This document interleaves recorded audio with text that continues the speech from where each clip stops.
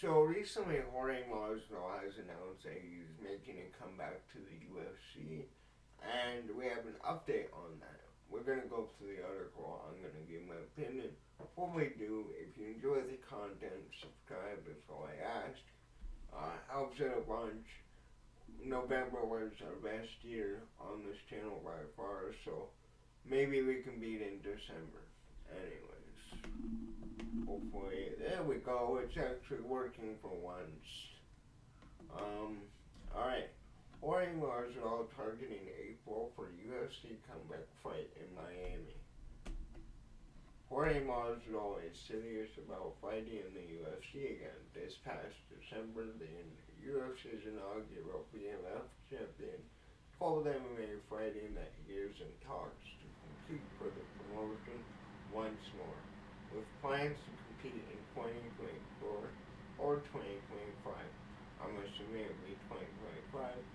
With the calendar year closing, Masvidal yet to be booked, he has to say he has set his sights on an April return in his hometown of Miami. I'll be back in April next year in the UFC. Masvidal said on the Fight Back podcast. We don't have the opponent yet. Hopefully by December we got the opponent. April, Miami card. UFC is yet to officially announce dates and locations for April events, with its official 2025 slate currently set up to March. Should Masvidal make the walk to the octagon again, it will be his first UFC appearance since UFC 287 in April 2023.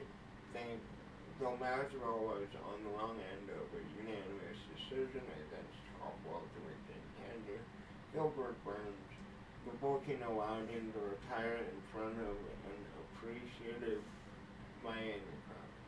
The retirement now appears to be temporary, much to the chagrin of UFC CEO Dana White, who said in October that Masvidal would probably not fight for his promotion again. Masvidal has stayed busy in his break from MMA. This past July, he met fellow former UFC star Nate Diaz in a boxing match at Honda Center in Anaheim, California. Diaz defeated Masvidal by majority decision to avenge a loss to Masvidal at UFC 244, where Masvidal won via cut stoppage to become the first BMF title holder. A veteran of 52 pro MMA bouts, Masvidal turned 40 this past November. In addition to his win over Diaz, Masvidal also scored notable wins against Ben Askren, Darren Till, on to fighting for the UFC welterweight title. He fell short in 2 bids against then champion Kamaru Usman at UFC 251 and UFC 261, and is currently sitting on 4 straight losses. That ending part is important. So, now that we read that, let's talk about this, right? The UFC right now is in a bit of a weird spot, right? There were massive cards in 2024, and then there were the flops, right? Adding in Jorge Masvidal is another big name that you can use to create massive fights. I doubt Jorge at 40 years old would go on a title run. Then again, Randy Couture did it, Daniel Cormier did it, multiple other people did it. But in welterweight, it's a lot more challenging. You know, in those heavyweight divisions, you can get away with being slower and relying on other tools. You need speed in the lower divisions. I would say, honestly, from like heavyweight to all the way down to flyweight, and heavyweight is kind of now becoming that way. Like, I don't doubt that Jorge Masvidal could win a fight or two. Maybe you do the Stephen Thompson rematch. rematch. Actually, mine as well. Let's pull up the UFC rankings and go through them. Oh, I already have them pulled up. Perfect. There we go. So, I doubt that Jorge would be fighting in lightweight ever in his life again. When you look at middleweight, Leon Edwards, the other two-piece in the shoulder, that would actually, that'd be perfect. That'd be fucking perfect. If he comes back, does the Leon rematch, he jumps up to the top. Now, I would still say the winner of Ian Gary and Shavkat Rakhmonov, since they're getting the interim title, will get that title shot. But with a win over Leon Edwards, it would snap his three or four fight losing streak. I already forgot. And it would sell. Kamaru Usman, I would see him beating him. Shavkat Rakhmonov, little to no chance. Sean Brady. Sean Brady could be a fun fight, but I favor Sean Brady. Jack Della Maddalena. I don't think he beats JDM. Colby Covington, maybe in a rematch. He did not look good in their first fight. Ian Gary, he's fighting Shavkat Rakhmonov for the interim title. In the event he would fight Ian Gary. I don't want to come off as a hater of Ian Gary.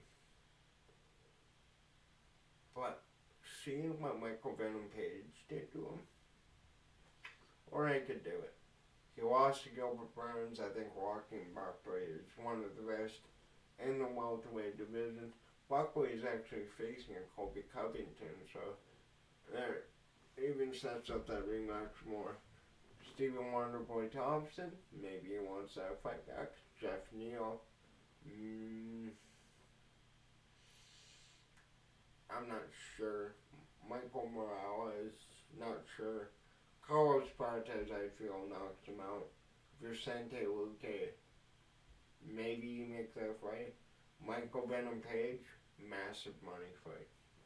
Alright, so now that we went over all of those, here's the thing. The UFC needs star power. I don't think they need to bring back all these veterans. We know that Tyron Woodley wants to come back.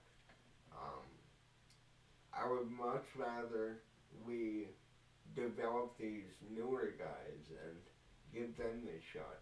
Because you remember in 2022, fucking rematches were ridiculous. Every single title fight, or I'd say majority of them, were rematches, and that held up the division for a year to 2 years even. But say Jorge Masvidal goes on a miracle run and beats Leon Edwards, beats whoever else, makes it to the title fight, and somehow wins it. That's a storybook ending right there. I could definitely see.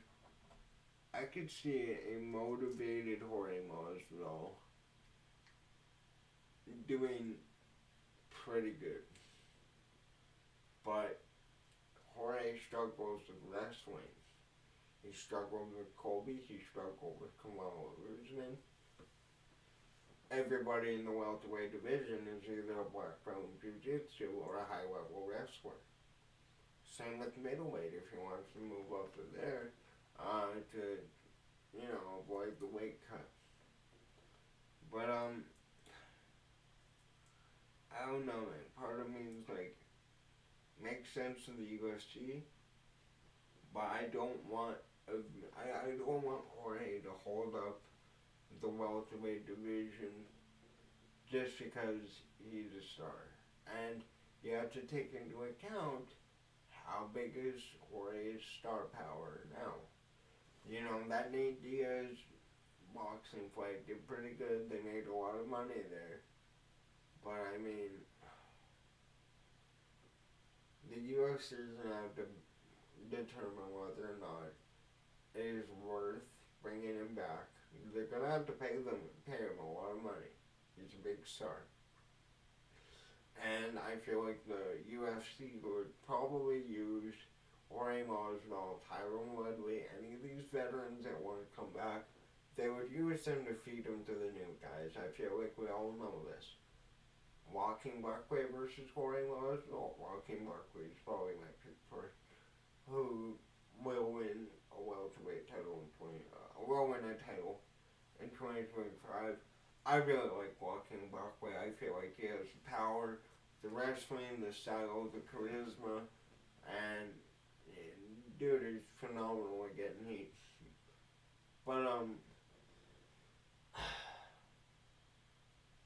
I'm kind of gonna go in circles. I'm not necessarily saying this is a good idea, this is a bad idea, but I feel like the UFC financially and business-wise is in a position where they want those stars back. But again, they could just make new stars. I don't know.